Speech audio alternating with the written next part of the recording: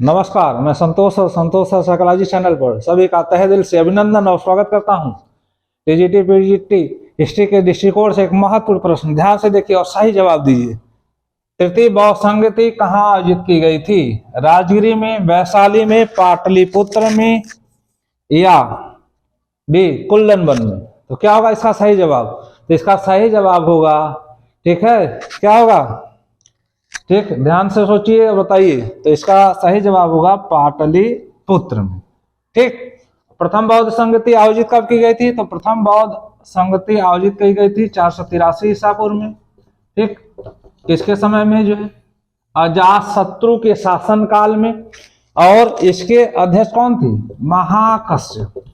महाकश्यप थे। ठीक, और यहीं पे दो पुस्तकों का क्या किया गया था? संकलित की गई थी। विनय पिटक जो बौद्ध आचरण से संबंधित है, ठीक है, किसने किया था? उपाली ने किया था। और दूसरी पुस्तक सुत्त पिटक।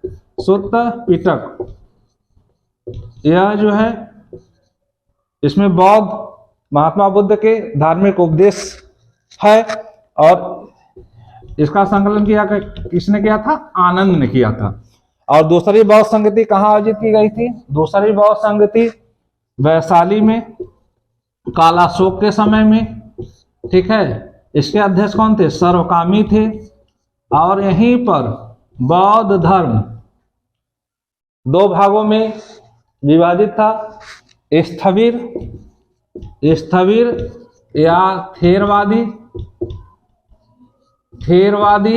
ठीक, थेरवादी इसके कौन थे? ठीक है, इसके यह पश्चिमी शाखा थी। ठीक है, यह पश्चिमी शाखा थी बौद्ध धर्म की। और इसके थे महाकच्छायन थे इस शाखा के प्रमुख। और दूसरा क्या था? महासांघिक या संघिक कहते हैं, या सर्वास्तिवादी। ठीक है, और इसके प्रमुख कौन थे? इसके प्रमुख थे महाकश्यप। ठीक, और क्या आयोजित की गई थी? यह 383 ईसा पूर्व में। 383 ईसा पूर्व में। और तृतीय बौद्ध संगति कब आयोजित की गई थी? तो तृतीय बौद्ध संगति आयोजित की गई थी, ठीक, 267 ईसा पूर्व में। कहां पर आयोजित की गई थी? पाटलिपुत्र में आयोजित की गई थी। ठीक है, कहां पर आयोजित की गई थी? पाटलिपुत्र में आयोजित की गई थी। किसके समय में? अशोक के समय में। ठीक है, अशोक के समय में। और इसके अध्यक्ष कौन थे? मोंगली पुत्र तिस। ठीक, और यहीं पे तीसरी पुस्तक अभिधम्म पिटक की रचना की गई थी। और इसकी लेखक कौन थे? मोंगलीपुत्र तिस्म थे, याद रखिएगा।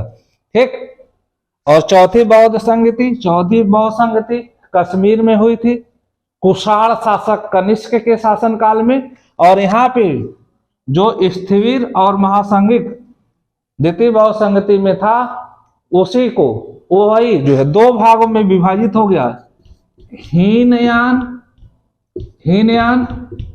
और महायान।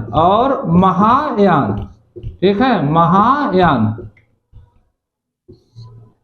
यह जो है बुद्ध को वैसे ही स्वीकार करता था परंपरागत रूप से। और यह परिवर्तन के साथ ठीक है बौद्ध धर्म में आस्था रखता था। और यहीं पर जो है चतुर्थ बौद्ध संगति में संस्कृत का बोलबाला रहा। तो याद रखिएगा जो है, तो यह बौद्ध संगतियों से संबंधित महत्वपूर्ण प्रश्न थे। ठीक है, थैंक यू सो मच।